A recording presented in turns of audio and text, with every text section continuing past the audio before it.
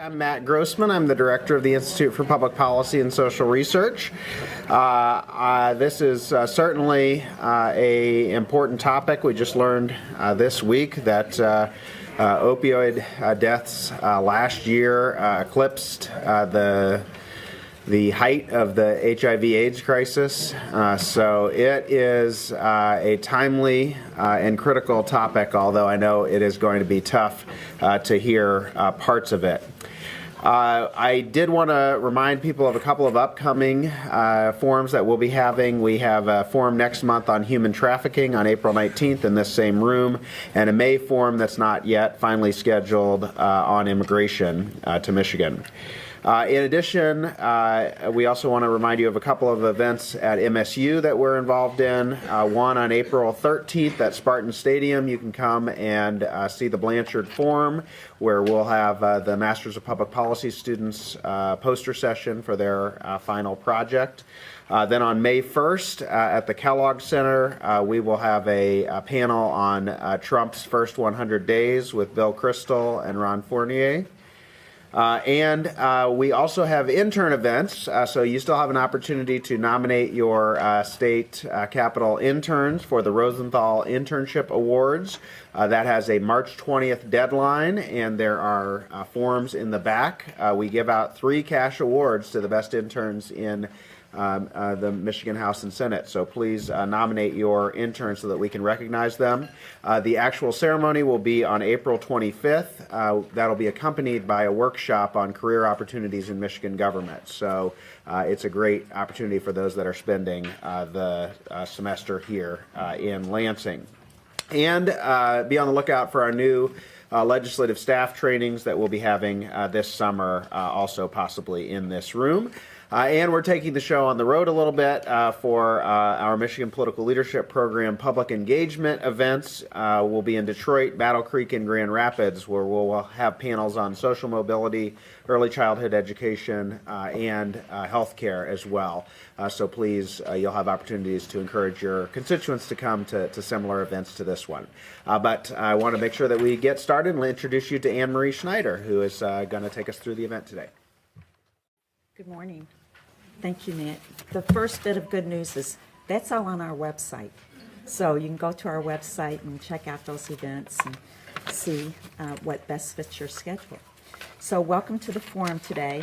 You know, I've got to say I've actually been really excited about this forum topic. And, you know, you might think about that and think, oh, how could you be excited about such a tough topic? But that's what we do at the Institute. We look at the really tough issues that are facing the legislature, and we try and bring good information to you and to decision makers to make the right decision or good decisions on our behalf. So the other reason I'm excited is because this room is full, and it is a tough topic, but we need your participation in helping us fight it. So thanks for showing up, and a round of applause to you for being here today. So we have an excellent panel. I'm almost out of breath, I'm so anxious to tell you about them. Dr. Neff has been studying the opioid mortality crisis since 2010. He's a member of the Michigan Osteopathic Association's Presidential Ad Hoc Committee to address the crisis since he's been studying this for about the last 7 years, and has been on that ad hoc committee to help them figure out some strategies for addressing the crisis. It's a strategy that has received awards. The Michigan Society of Association Executives with the Diamond Achievement Award has recognized the initiative for Best Governmental Relations Project on combating the opioid crisis. So I'm not going to read the full bio on the speakers today, but you have them in your packet, and I would really encourage you to take a look because they are terrific resources for you. Dr. Neff will start off our panel discussion, and following Dr. Neff, we have Dr. Megan. Jed Megan is Associate Professor and Chair in the Department of Psychiatry at Michigan State.